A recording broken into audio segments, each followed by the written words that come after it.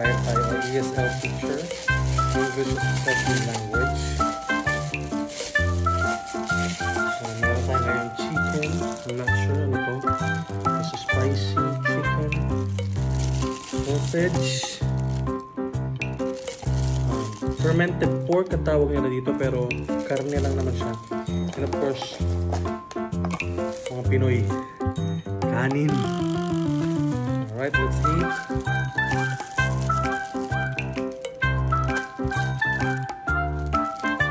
Tikman natin ang hot sauce. Okay.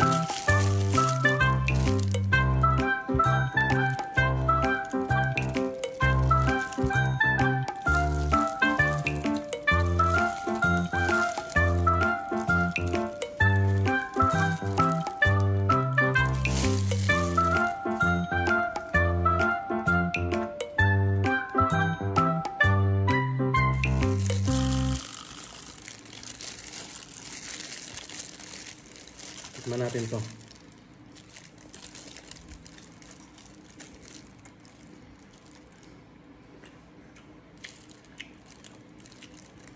Medyo maalat. But it's okay. Ano yun? Mainit-init pa yan, ha?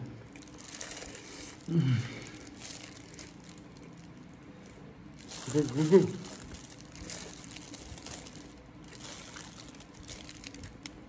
Chicken. Oh, really?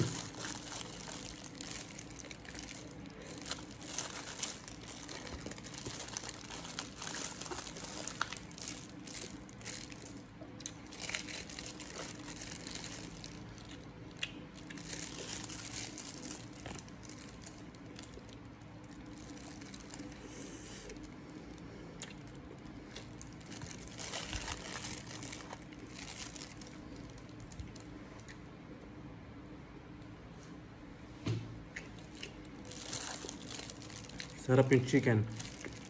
Although mas masarap pa rin yung chicken wings natin.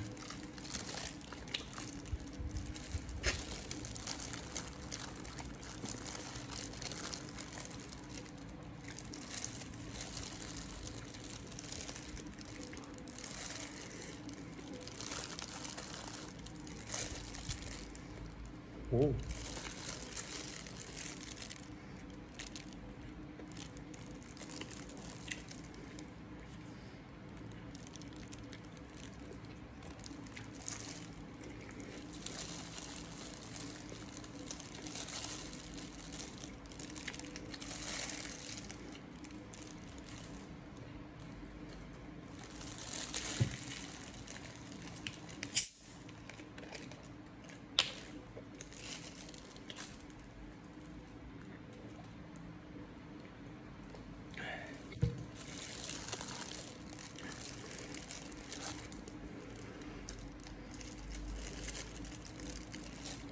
So, paano nga ba ako napunta dito sa Vietnam? Dati kasi, ESL teacher ako sa Clark, Pampanga. Tapos yun, nagkaroon ako ng opportunity ito. Una, October, nagkaroon ako ng contract, 3 months lang. Tapos nagustuhan ako ng manager, makabalik ako.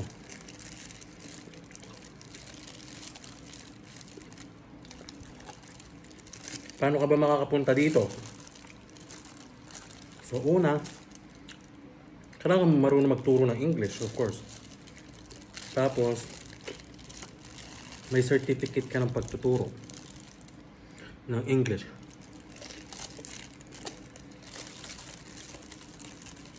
Tapos, mag-apply ka, natural.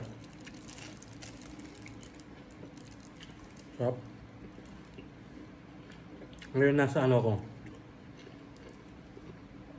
Hanoi. Capital city ng Vietnam. Mababait itong tao dito, mahirap lang talaga yung language. Hindi mo agad maintindihan kung bago ka dito. Unlike kung sa Canada ka nakapag-abroad, sa Australia, America, mas madali sa'yo kung English ang gamit nila. Dito kasi, hindi, Vietnamese halos ang gamit nila. Pero, halos bawat pamilya gustong matuto ng English yung mga anak nila. Minsan pati magulang nag-aaral. So, pag wala ka ditong trabaho, pwede ka mag-online. Yung iba, ngayon meron ako mga homeschooling. Pumupunta sila dito sa bahay, tapos tuturuan ko sila dito sa bahay mismo. O, sumubo ka muna. Balat ng manok. Good.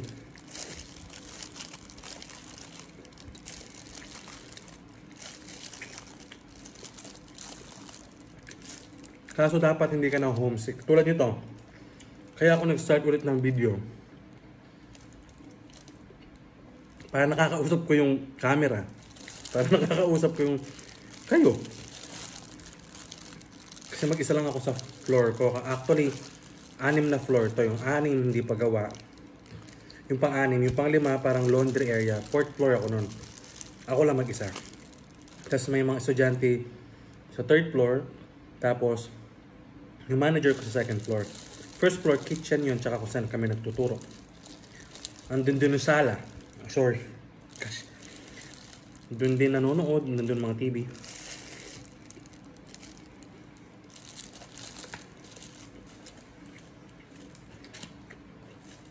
Mababait ang mga taong Vietnamese. They love Filipinos. Actually.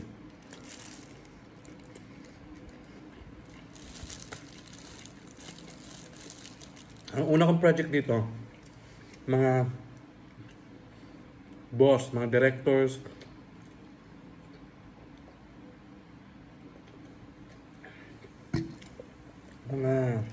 mga team leader. Ganun ang una kong mga naging estudyante. Kaya, masaya din ang unang contract kasi wala ka manggagastusin. Pumunta kami ng Sapa, Vietnam. Yung parang city, yung kaisa-isang city na nag-snow daw. Correct me if I'm wrong, pero isa siya sa city nag-i-snow. O isa lang siyang city sa Vietnam na nag-i-snow. Pumunta kami doon. And same province, andun din yung glass bridge.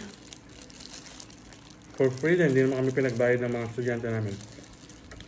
Thank you so much. FC16. We call them FC16 kasi football club 16 sila. Kaya FC16.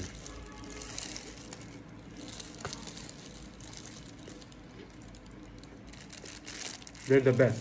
Mababait. Very kind.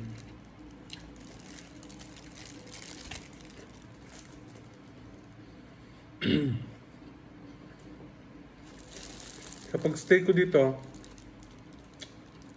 siguro nakapunta na ako ng, of course, Hanoi, well, Lao Cai, Huaning, Nam Dinh. Actually marami, 5 na ata 5. Nagbibisit ako sa mga hometown ng students ko before. Meron din naman student ko dati sa sa Philippines na dinadala ko here. Kaya nakapunta ako sa isang province. Kalapit lang ng Vietnam. Ay, ng Hanoi. Chicken tayo.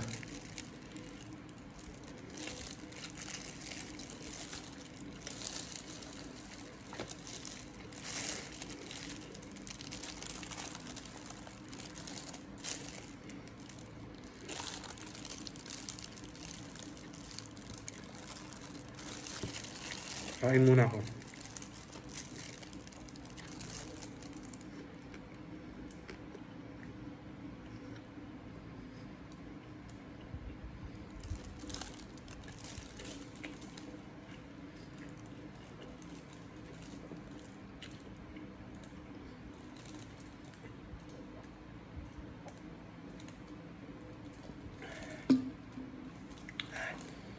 Good.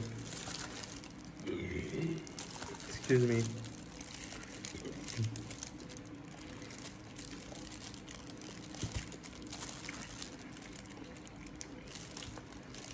Next natin pag-usapan kung paano ba yung mga managers dito. Actually, meron akong parang 3 managers.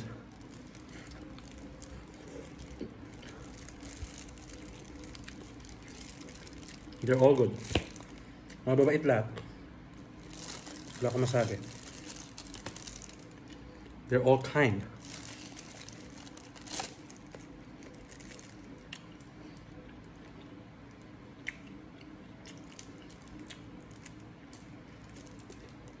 Sarap talaga to.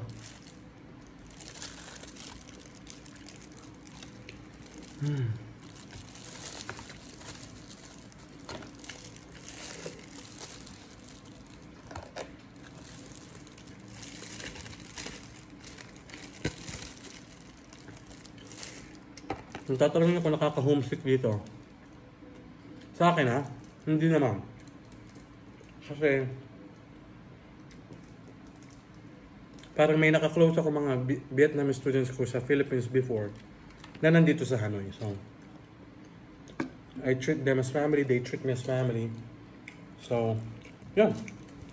That's why hindi ako naboboard. Tuwing weekends, lumalabas din naman kami. Kailangan mo lang dito mag-ipon kasi not all jobs are forever. For contract din dito.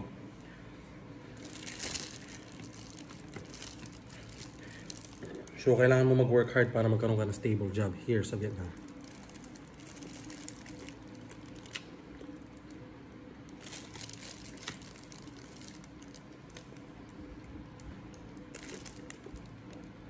Hot sausage.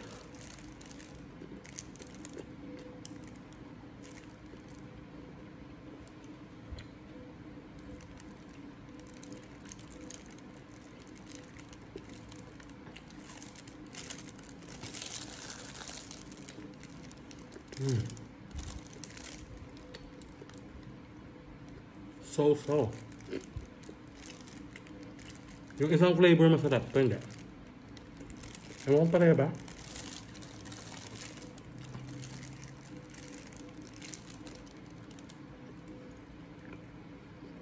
Ang pera dito, million din.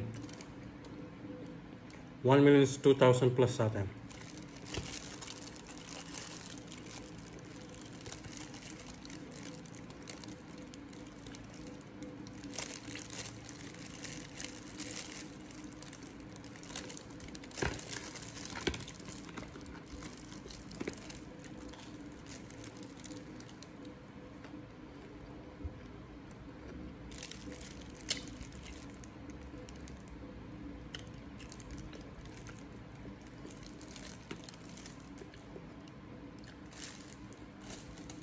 Sarap.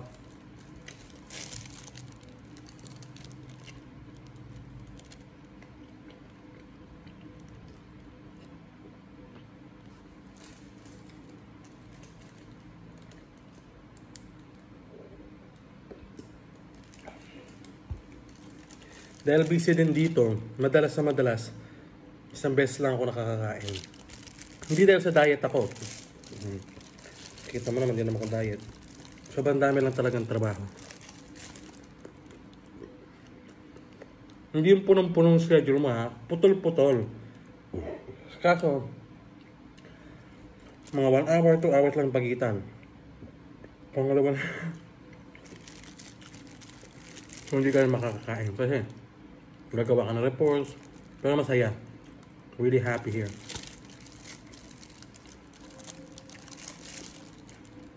Ngayon, ang pinagkakaabalahan ko is, inaasikaso ko yung 5 teachers or 5 to 6 teachers na pwedeng pumunta rin dito for summer camp. Ang kadalasan kasi, Vietnamese are traveling to other countries to study English. Ngayon iba na. Vietnamese managers are actually doing the summer camp here in Vietnam. Instead ng estudyante ang mag-fly, teachers will fly here to teach English.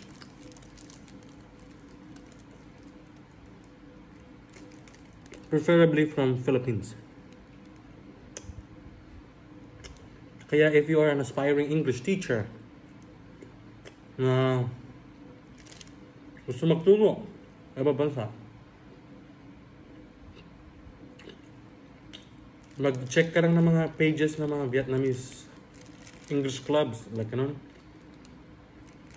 Makakahanap ka ng Pwede mong turuan.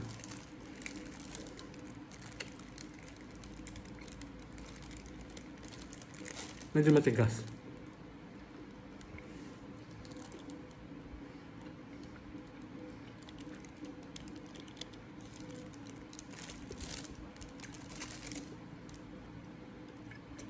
Siguro isang manok na lang. Then we're done. Wings.